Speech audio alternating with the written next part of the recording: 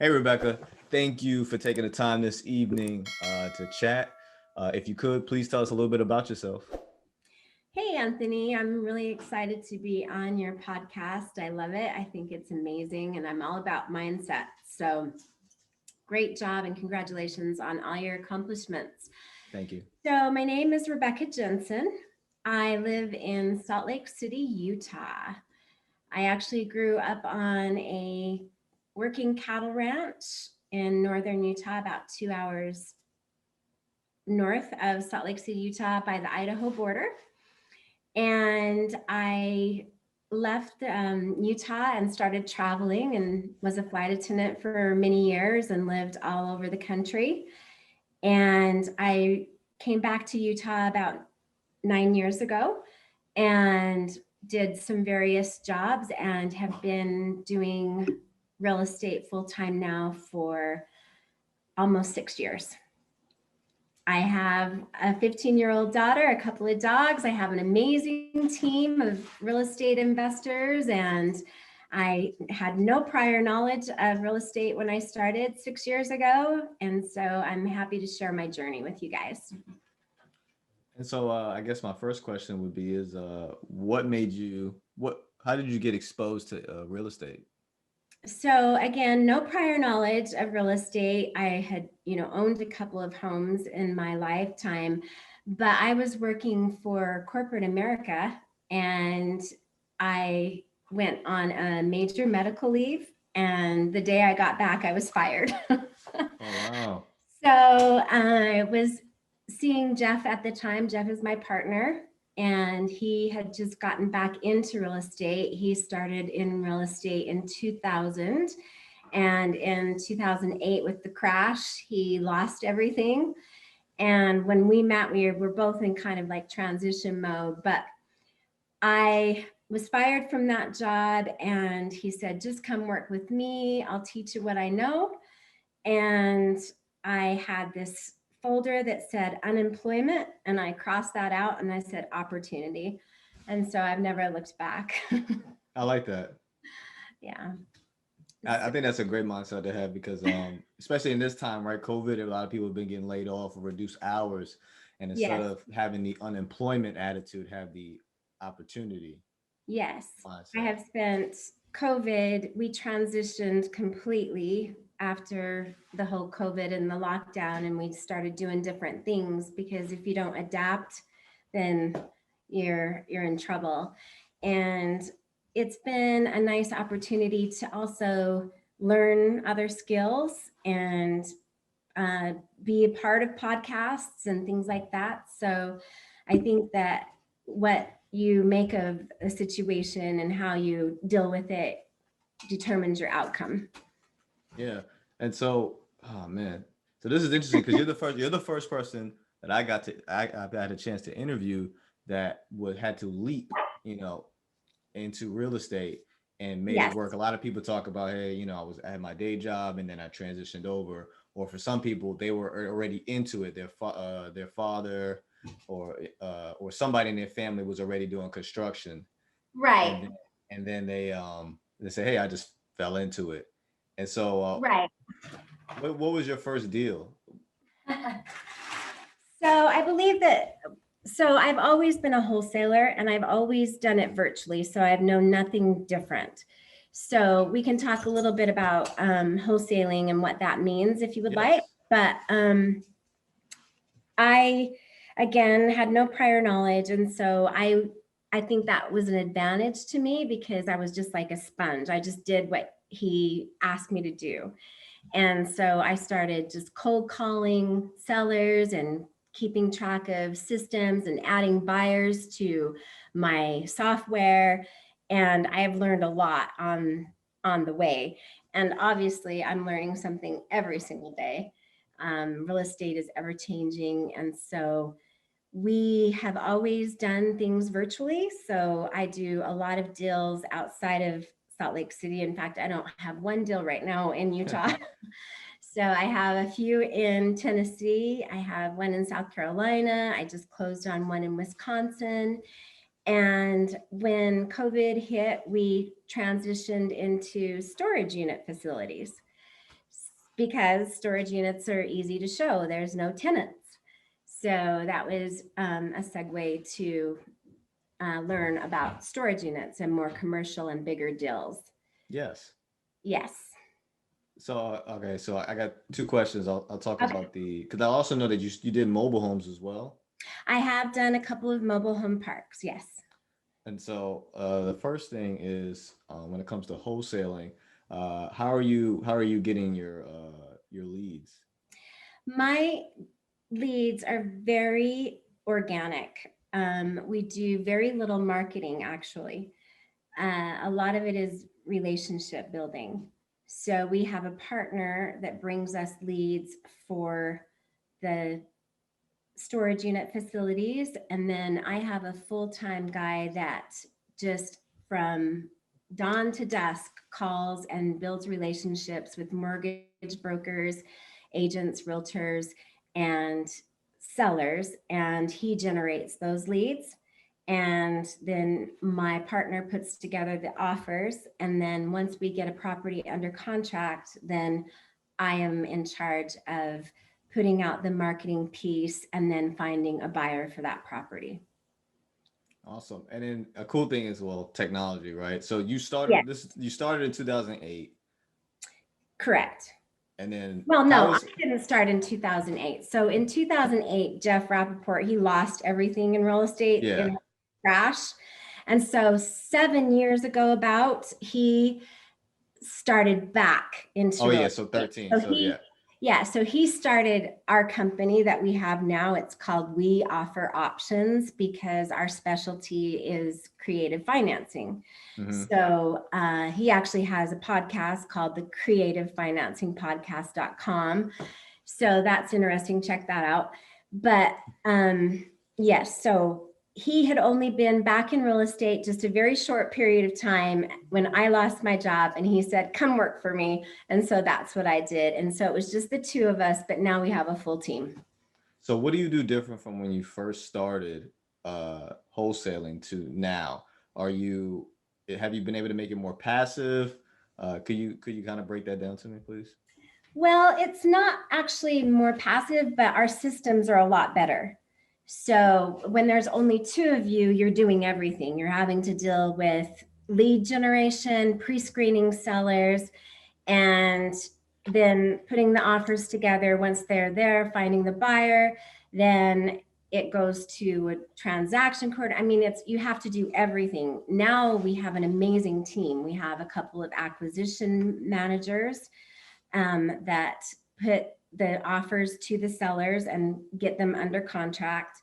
And then once I find a buyer, then I have a transaction coordinator that handles all of the assignments and all of the closings, like coordinates with the seller, the buyer, the title company, which is obviously one of the hardest parts of wholesaling is just coordinating all of that and getting all of those moving parts together. How does the relationship between with the acquisition coordinator and you and Jeff work? Does the acquisition coordinator only get paid when you make a sale? Correct. He's on commission only. They are on commission only. Yes. Okay. And And so then we mhm. do pay a salary to our transaction coordinator, and then he gets a bonus for each transaction that we close. And then we have a couple of virtual assistants. So I have one in the Philippines, and she's our lead manager, and she gets an hourly rate, and we try to give her bonuses every so often. And then we Yeah. have another virtual assistant that is actually my transaction coordinator's brother. He's in, so Diana is our lead manager. She is in the Philippines. And then Mohammed is our transaction coordinator. And he came from Iraq. He actually worked for the US Army and immigrated here from Iraq and with two young children. And he wanted to learn real estate. So he apprenticed under us, and so he's been working for us for full time for 4 years. And then his wife, Sarah, she also helps us with marketing, and she has helped me immensely with building my buyers list. And then Muhammad's brother helps us with our marketing. So we have an amazing team. And our one acquisition manager, he was also an apprentice under us, wanted to learn real estate, and we just hired another apprentice that was under our apprenticeship program. So that's pretty fun to Yeah, see yeah. people that that like Muhammad didn't even speak English really and didn't even know what a mortgage was, and was working a full-time job and had two young children and a wife and didn't even have a car, had to commute, and now he's with us full time and he's amazing. Yeah, So making it work. He yeah, made it work coming well over here. that was his motto, make it happen. So that's what he did. He did whatever it took because he knew that this is what he wanted to do. So and And he's so learned. I've sorry, I didn't mean to cut you off. No, you're Uh, fine. so I recently kind of dabbled in the wholesaling. Okay. A couple months ago, Okay. built only about 250 leads in my area, and what I out of the 250 leads, I got like two that was interested and one that actually was doing a deal with me. I think the split was going to be like 5 grand, but it ended up falling through. But for me, I've looked at a lot of YouTube videos, people having, acquisition manager, transaction manager, lead manager in the Philippines. And at what point do you get to that? Can you start off like that and it's okay? Or is there a certain level you need to get at before, okay, I need to start building a team like that? Well, for Jeff and I, we didn't have any money. We started with nothing. So we didn't have money to hire anyone or anyone, and we didn't have money for marketing. So we had to actually just go out there and put in the work. I was cold calling, he was putting in the offers, I was finding the buyers, he was, dealing with all the closings. So I think that first of all, you have to realize if you really want to do wholesaling, because people think that it's such an easy thing to get into real estate. Oh, I'll make some quick cash and then I'll start buying properties that I can buy and hold. I can be completely hands off. And I have a lot of mentors that I've worked with, that I've, trained with, and they're pretty much hands off, you know, business owners. And that is our end goal, is we want to work more on the business than in the business.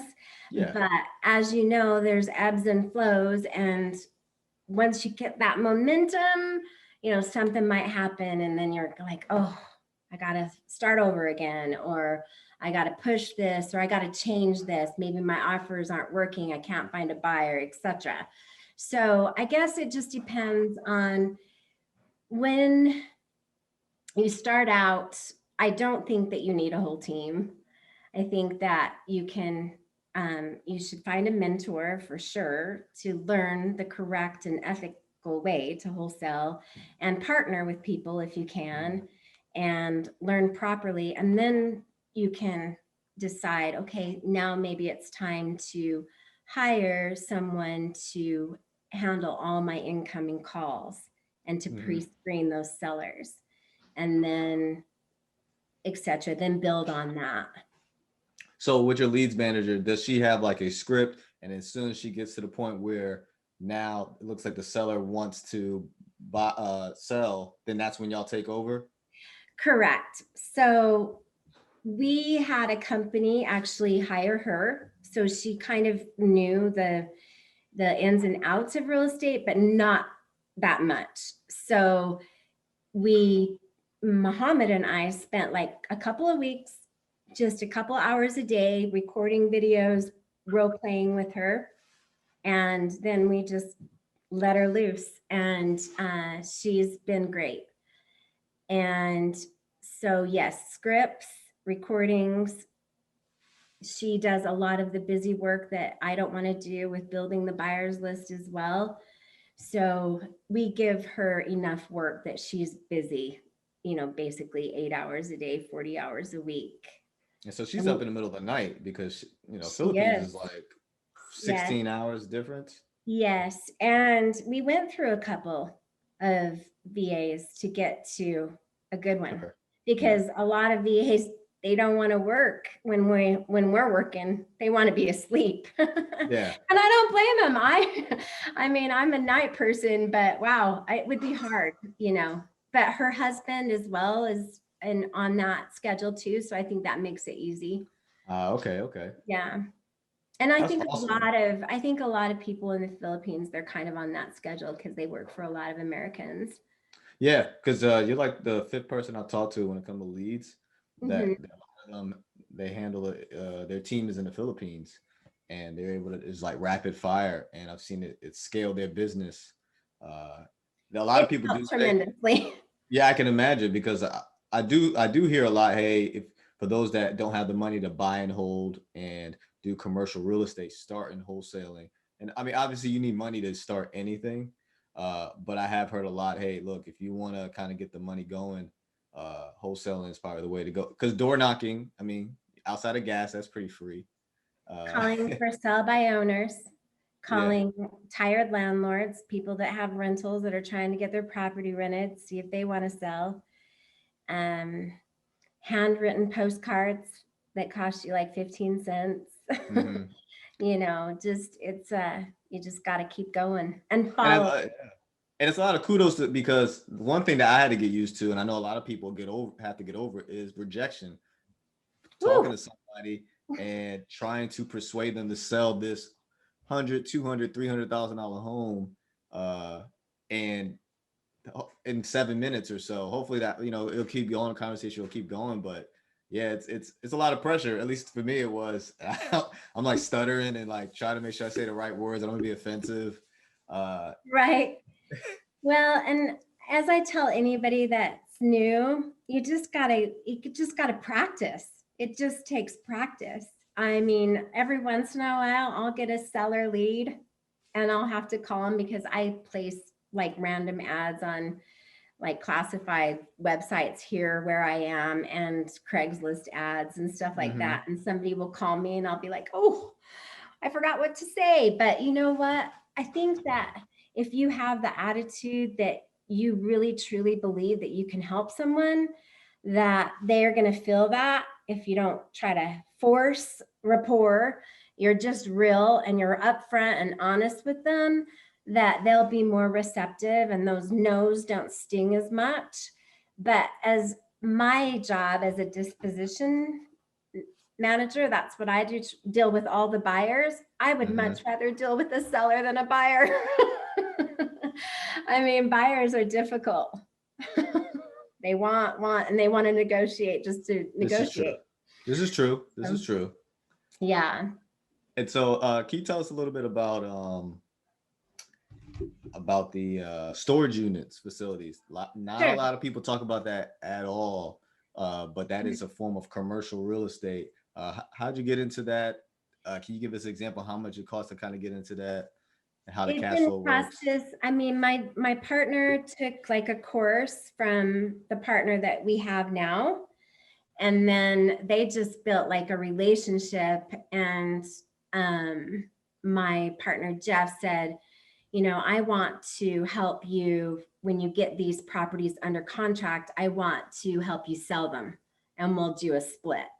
So, or they've worked out whatever they work out as far as like the joint venture of how they get paid and all that. But that is how we got into it. And so again, when COVID hit, that was something that sustained us because you don't have to have tenants involved to show the property. So I think we've sold about a half a dozen this since March. And I'm working on one now, and I have another one to send out next month. So, and they are a different ball game for sure. Yeah. There's you have to work off of square footage and rent rolls and how much they're occupied, and different size units get different amounts of money. And most of the storage units that I have sold, they're all underperforming. They haven't been managed well. And so there's value add, and that's what we try to sell them on, is what it could be if it were all managed properly, all filled and receiving, that constant income. But there are really great ways that you can automate that all. There's software, there's companies that will do your website, do your marketing, collect your rents, and then you just collect that mailbox money every month. So most of my investors that have purchased storage unit facilities from me, they have not lived in the city that the storage units are in. So they're hands off owners. Well, yeah, because I guess outside of employees, You you have don't really need them unless concrete and you light have, bulbs. yeah, you can, yeah, have that all on that automated. And some of them, they just hire somebody to like FaceTime with them to like walk the property and see the condition and things like that. So they didn't even have to travel to, do an inspection. How much are storage facilities? What's if you can give me a ballpark number, how much are storage facilities usually run for when you wholesale them? So right now I'm selling 39 units for 235,000. I am not the numbers girl, and and there's been a lot, so it's quite a spread. And if you want me to, I can pull up my like whiteboard to kind of show you. But we have sold some, over $1 million too. So we actually did a video on how to evaluate storage units. So that could be for another podcast, or I can email it to you guys and you can take a look at that. Yeah, we'll For put the link in anybody the else, description. yeah, anybody else that wants the video, I'm happy to. Yeah, so anybody that listens to that, if you email me or is listening, if you email me, I'm happy to send that video to That'd you. be awesome. Because you telling me 239,000 for 39 units. That's not so intimidating. Because when I think of a storage unit facility, I'm thinking millions of dollars, which I'm Sure. sure it can be. Yes. Yes. But that doesn't sound too bad. Yeah, and you can go on like LoopNet or Crexy or Colliers. They all sell storage units, so that could give you an idea of like the price range. But yeah, they can range from, in the 100,000s to in the millions for sure.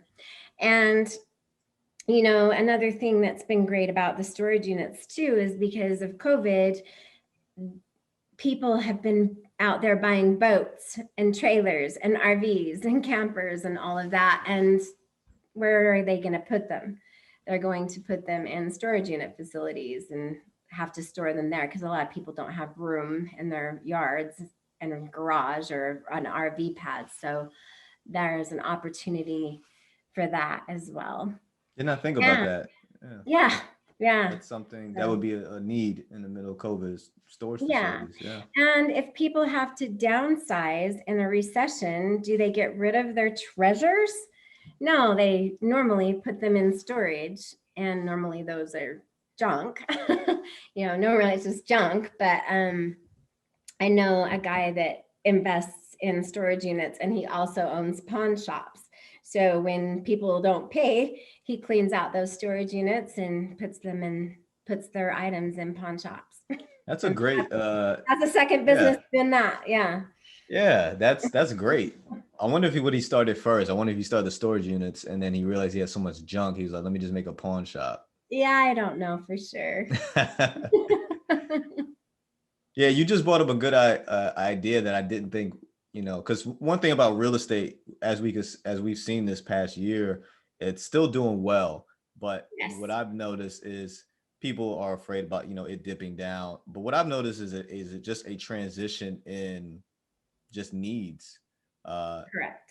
I had talked to a real estate agent who does real estate in New York, and it didn't in the inner city, the real estate, people are moving out, right? So real estate's not doing so well, but the real estate outside of the city is doing great. So it's just a shift of power and need based on what's going on in the world. Real estate is still real estate, and because people need a place to stay or storage, like you said. So talking to y'all is giving me a great perspective of, okay, recession or COVID doesn't mean, real estate is going to go down. It just means, okay, what are people going to need and how does real estate fit in? So how Yeah, do I need to change my strategy? right. React or adapt. Yes, I like your sayings. I have a lot of them. I don't know why. And so you also said that y'all do mobile parks or mobile homes. You wholesale complete parks. Yes. So I haven't done a huge one, smaller ones. And I am not an expert on mobile home parks at all. They have to be priced right. And I know a lot of investors that love them, but there are lots of um, moving parts, if you will, intricacies, the age of the mobile homes, the area, there's a lot to those, and I haven't done too many of those, so I would not be the best expert to ask about that. I find it's pretty huge because I intend to, and I just wrote a blog about it on our website about how mobile homes is like a great way for cash flow. It's very, I could buy one for like $10,000 and probably make $500 in cash flow, which is a lot easier and more than most single family homes would probably provide me, or even Sure. multifamily. And so, Yes. for people that are trying to get out of their job, let's say I want to get out of my job today, I could buy me 10 mobile home, 10,000 mobile homes a lot faster than $100,000 probably duplex, which probably needs work. Right. Um, so I think, go ahead. Yeah, and I mean, in a market like mine, like I'm in a very, very hot, expensive market. So um, we did a lot of business in Idaho, which I don't know if you realize that like Idaho is like has the four fastest growing cities in the nation. Did not know It's that. just crazy. So when I first started in real estate, I could get a duplex in this little town called Pocatello, Idaho for like 80,000, and now that's like up 40%. It's just crazy how on fire that I have to market. look into that because I don't hear about Idaho at all. I mean, there's no They sports don't, teams there's out a there, reason they don't want you to know. but because of that, the real estate. Just because it's just, they want their own little city. They don't want outsiders coming in. Oh So wow, that's how Idaho works. yeah, no, they're great. I mean, I've done a lot of business up there, but most of my buyers that have bought from me up there are local to Utah because they could get properties a lot less money than here, like investment properties, rentals, and etc. So I might want to look into that. I've never been to the state. I've never been north of Nevada. okay, well, it's really pretty here and really cold. I've been wanting to go to Salt Lake City. Yeah, it's a really nice city, but it's very expensive. Now I've heard like Denver, Yes. Salt Lake. I'm hearing that area over there it's starting to really get high. Maybe closer to California almost. Yes, a lot of people are moving into Idaho and Utah from California because they can buy, a mansion here for what they have in Exactly. yeah, but I hear that a lot. Yeah, it's still I hear that out. a lot too. For Yeah. from Arizona as well. They go down to Arizona as well. New Mexico got a sleeping giant in it as well? Because I know I just drive through New Mexico and it's just nothing but desert. But New Mexico's a sleeping giant as well. I think so. One of the biggest wholesalers from Utah here, he does a lot of business in Albuquerque, New Mexico. Really? Lots of wholesaling there. Yeah. I bet, at least 50% of his business is in New Mexico. I have to check out Albuquerque then, because I Yeah. remember driving through there. I've driven through there like 4 or 5 times, and I'm just like, who lives out here? Yeah, it's a very interesting place, but Albuquerque is a great city. I think that Interesting. what put them on the map was Breaking Bad. That Ah, TV. I've only heard of Albuquerque in Bugs Bunny episodes. Oh, okay. Yeah. until I, yeah. There's But yeah, some, Breaking Bad as well. yeah, Yeah, there's some really pretty places there. I'll have to And definitely I check that lived out in because Arizona, and I lived in Tucson, Arizona for almost 10 years, and I love it there. So I most, love Tucson. yeah, Tucson's awesome. Yeah, it's only a couple hours away from Phoenix. Yes. Yeah, you're not too far from. You're like right on the border, actually, Yeah. Tucson, About an hour and a half to and it's Nogales. good real estate over there too. Yeah. Yeah, it is. That affordable too. Nice homes for not that expensive at all. Correct. Yeah. It's And great. so you also talk about you do women investing now. So Yeah. I like that. I had another person I interviewed where she had a similar group as well, and I noticed that most of the real estate investing world, especially from what we could see, right, whether it's on the Yes. podcast and YouTube, it's mostly men, Correct. and very few women, or if they do it, they're not vocal about it. And so I noticed this rise in women getting very involved and very Mhm. vocal about what they do. So could you Right. please just tell us a little bit more about Win?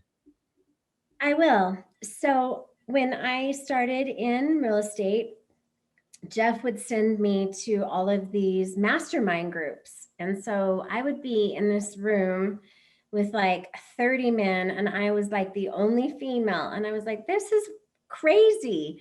Or I would go to the local real estate investors association meetings, and there was like just a handful of women. And so I was like, I need more women in my life. And so I just started talking to, the ones that I would see all the time. And I said, I want to form a group, and I want to get together, and I want to create a real mastermind where we support each other and help each other. So I started that. It's going on almost 5 years. And our motto is women investing in themselves, women investing in each other, women investing in the community, and women investing in real estate.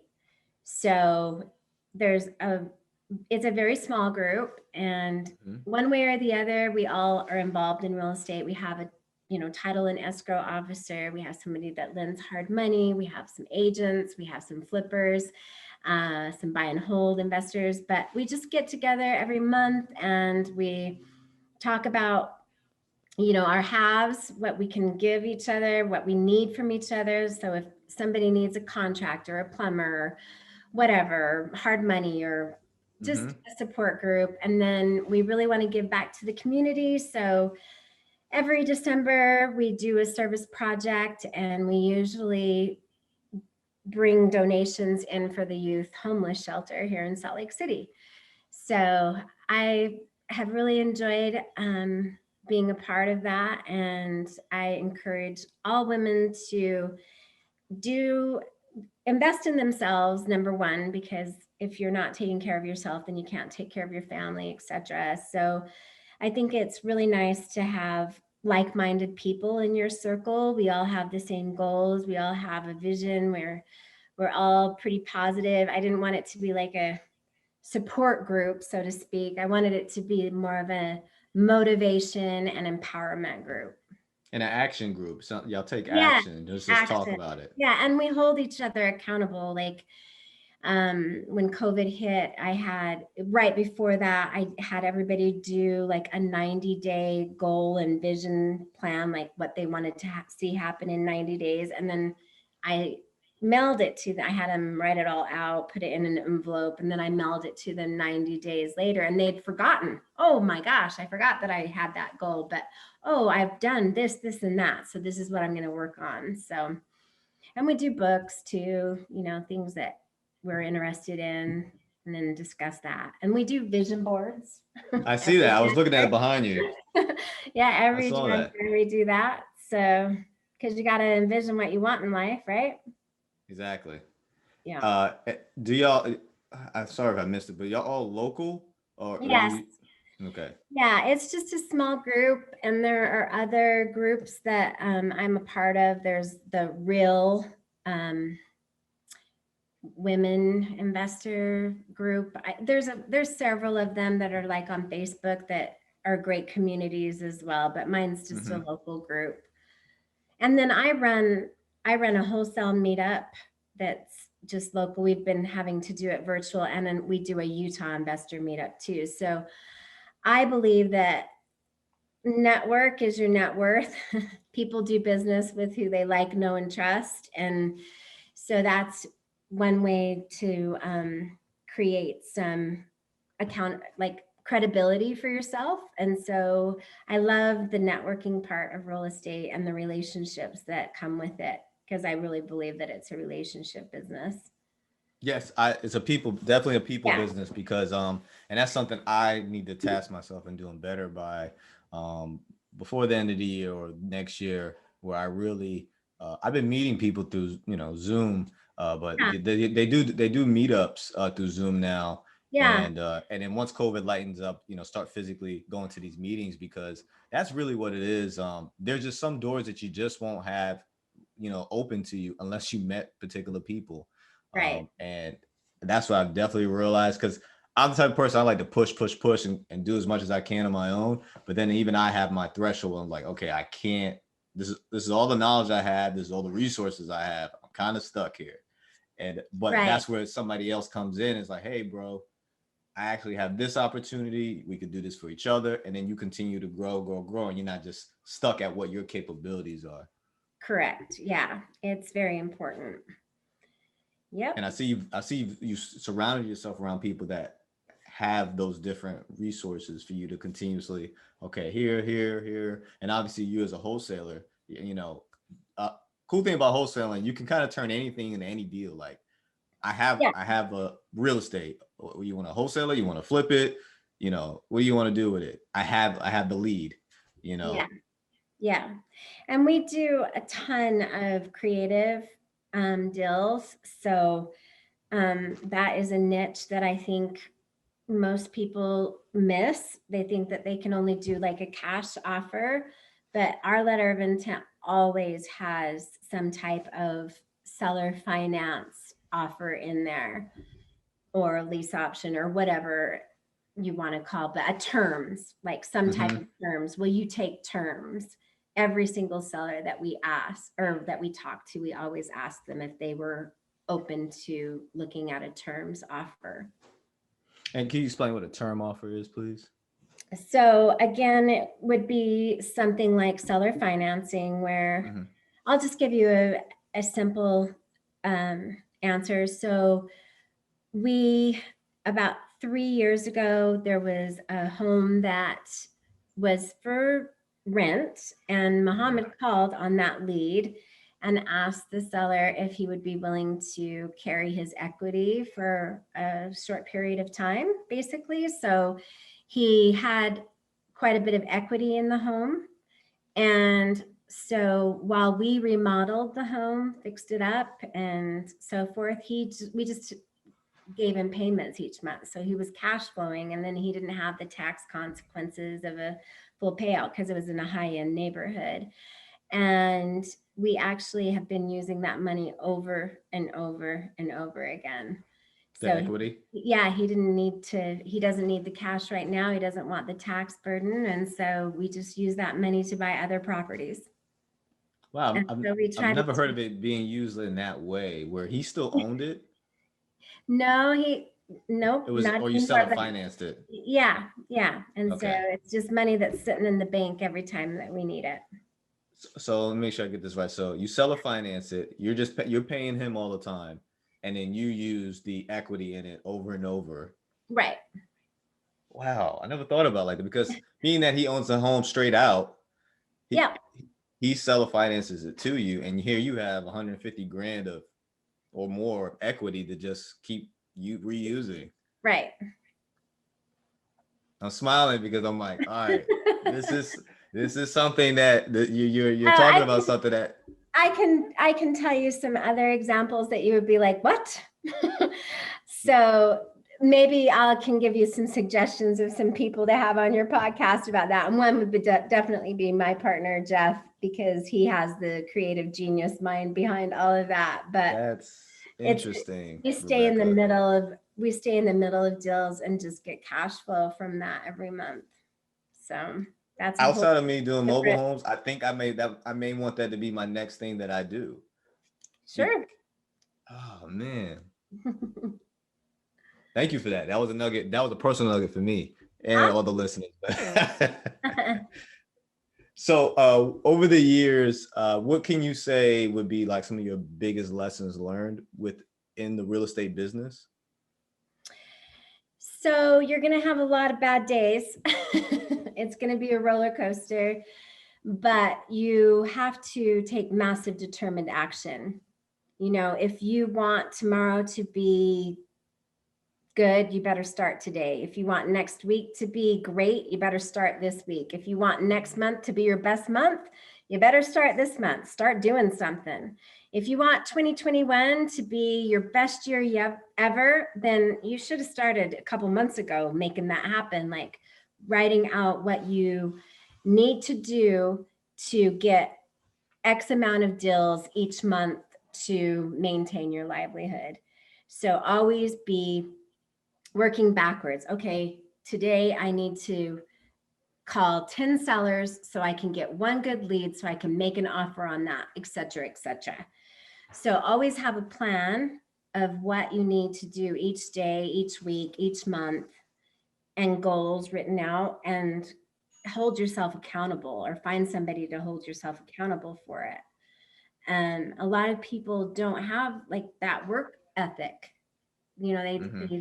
get they get frustrated with all the no's when sellers don't tell them yes right away. Yes, please buy my house at a 70 cents on dollar. A lot of people don't realize that that's just like the game. It's you got to keep on talking to people, and you got to if you don't talk to sellers, you don't have leads. And if you don't have leads, you can't, make out offers. And if you don't have offers, you don't get contracts.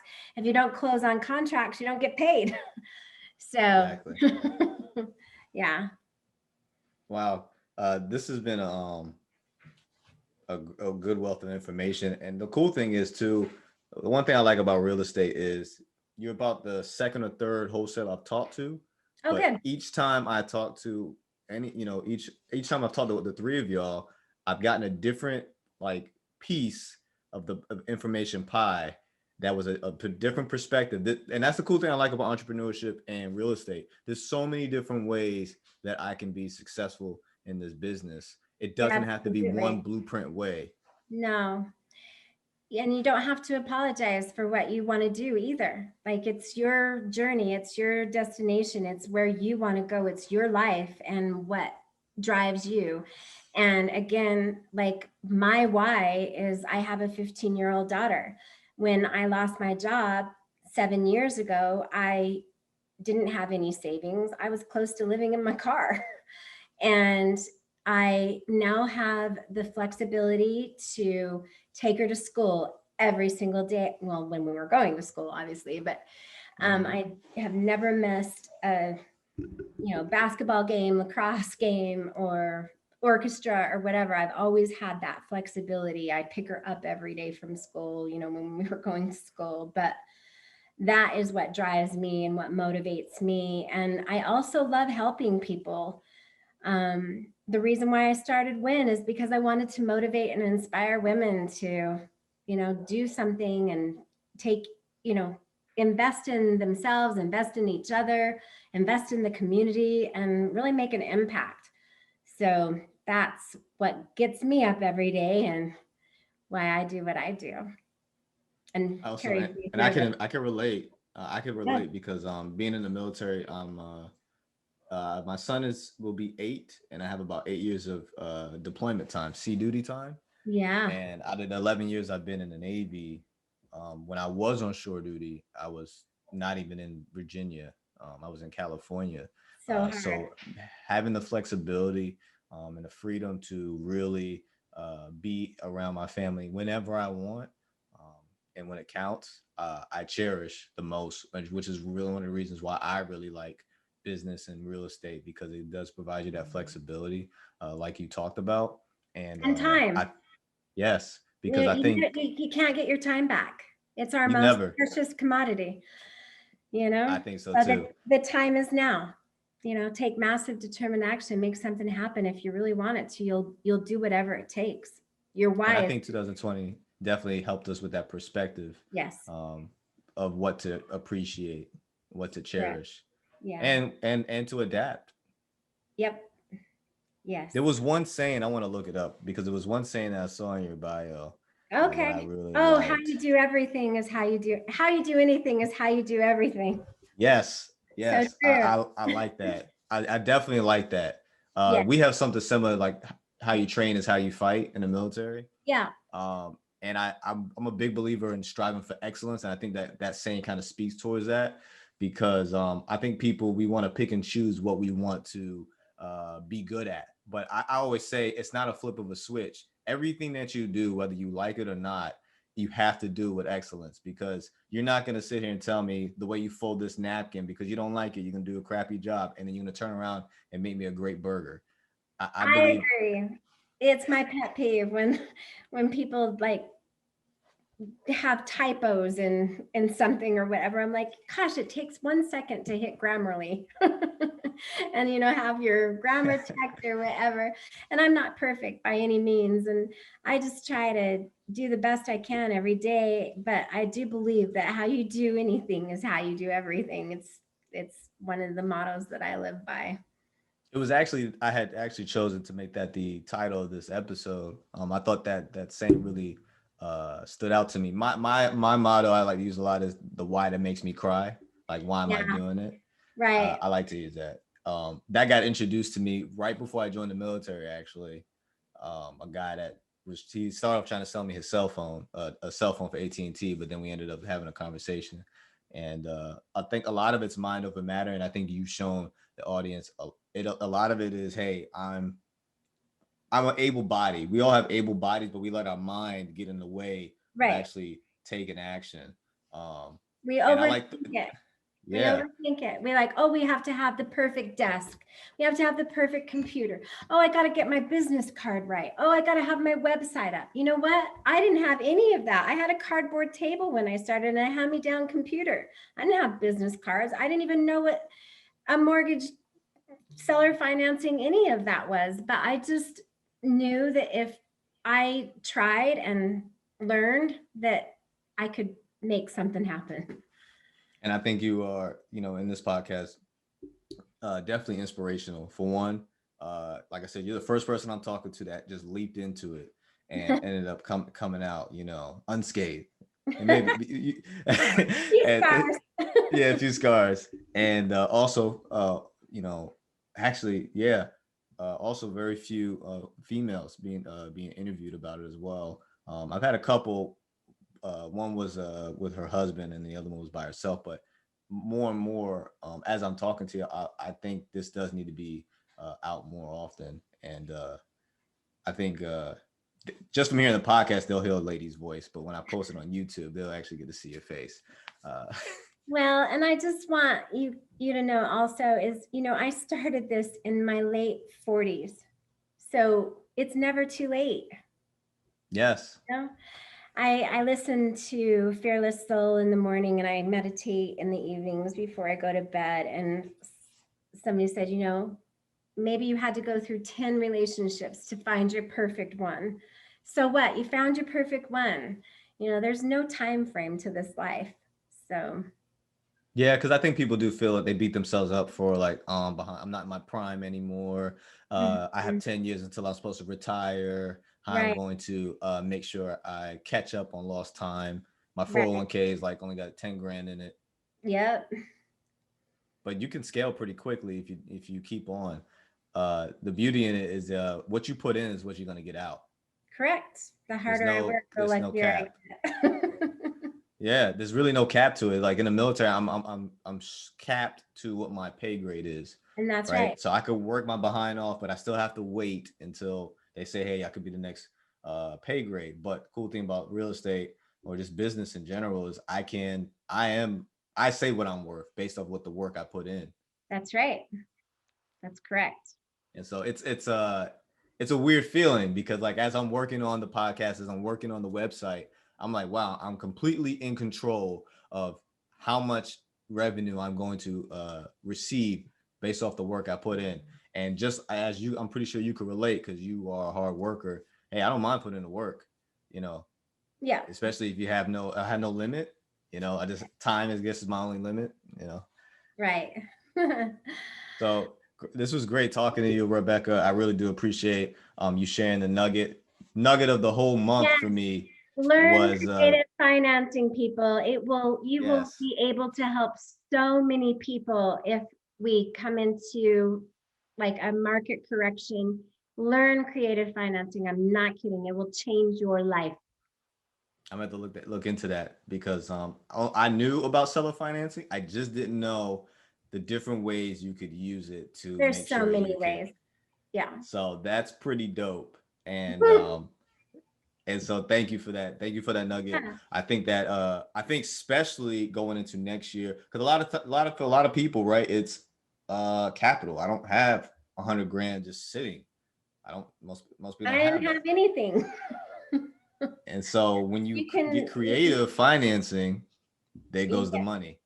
yes. So awesome, Rebecca. I do appreciate Awesome. this. You're And so hold on a welcome, second. Anthony. I really appreciate you guys, and I'm honored to be on this. And if I can ever help you guys with anything, please reach out to me.